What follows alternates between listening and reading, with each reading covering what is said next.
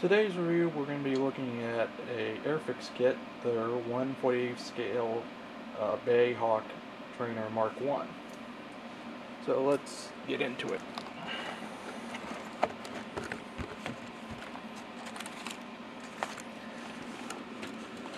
Now, immediately looking at the plastic, it's a fairly thick plastic. That does have very smooth, very fine, crisp lines to it in terms of the engraving, and it's very smooth is probably the best way to describe it in terms of the actual feeling material, but it does feel, fairly thick. So that may present some issues during construction and cleanup, but overall it feels sturdy too. In terms of detailing, at least in regards to the instrument panel, it's a little on the lacking side. Not very detailed, but at very least it's sufficient to give you an idea of what the panel is supposed to look like. Same with the second cockpit area. Flipping over, nose gear detail is a little lacking. Same with the cockpit sidewall detailing, just a bunch of support areas. Continuing on, we have various fuel pods and such for exterior details, as well as other odds and end parts for detailing. If I recall correctly, these go on the wings.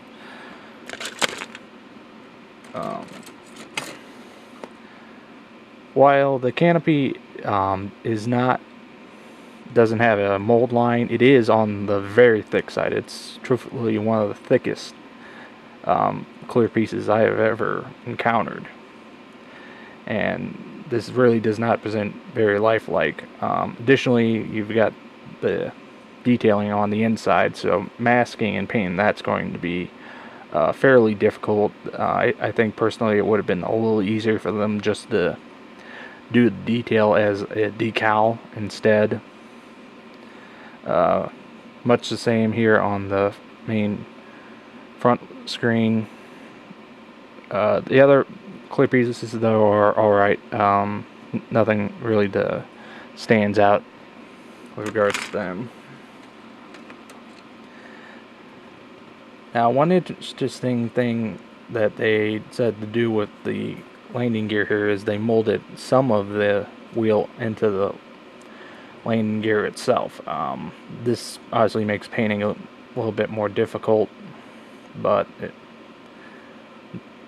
to look at the instruction sheet though, I'm thinking it's not going to be too much of an issue.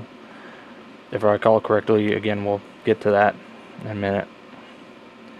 Much the same level of detailing here on the tail fins, though it does feel a little bit of a surface texture to it here. Not quite as smooth, so that's something to be aware of. Again, a couple more odd and end pieces here, and a couple of inner pieces for support. Next up, we have our main cockpit area, which again is poorly detailed. One thing I would say about this kit is definitely look into an aftermarket cockpit, as the one that it comes with is severely lacking in terms of detail. Get 2 pilot figures as well. Overall, I'm surprised with the level of detail that they got. Would have been nice had they put that in to the cockpit.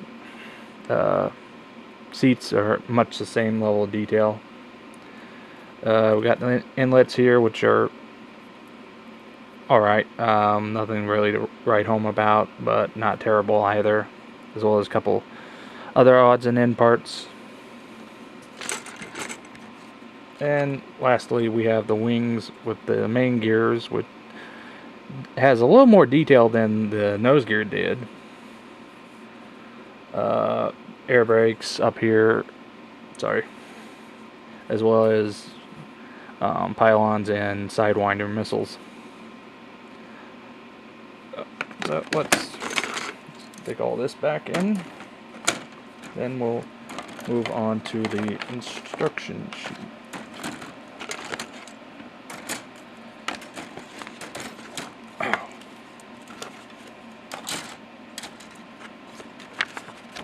Now, actually, before I go to the instructions, I need to talk about decals. Decals are very nicely done. They're crisp, they're sharp.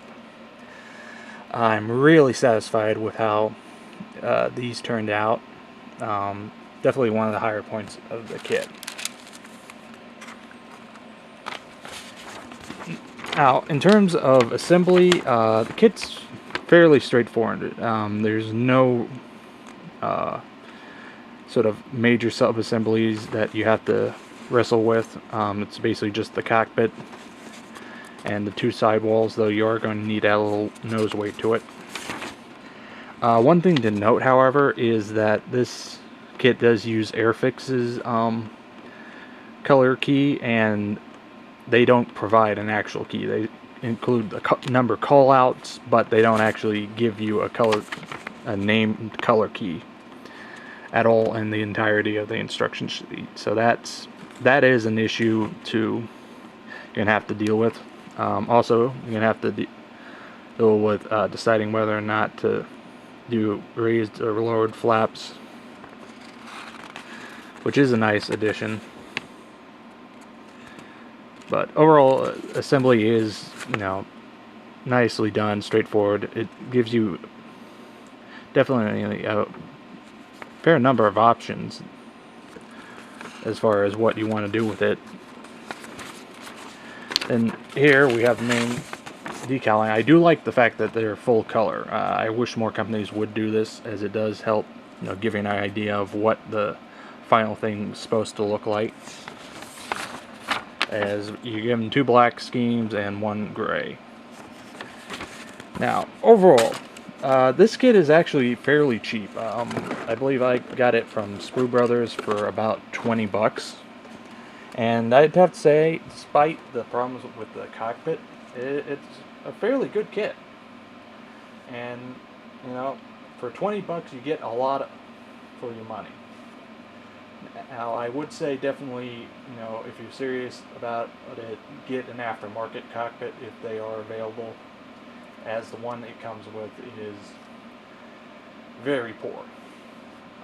But other than that, it's a nice kit, and given the amount of gray we normally see in Western aircraft these days, having one that sort of sticks out as just even being all black is a nice sort of diversion and basically break up the monotony, if you will.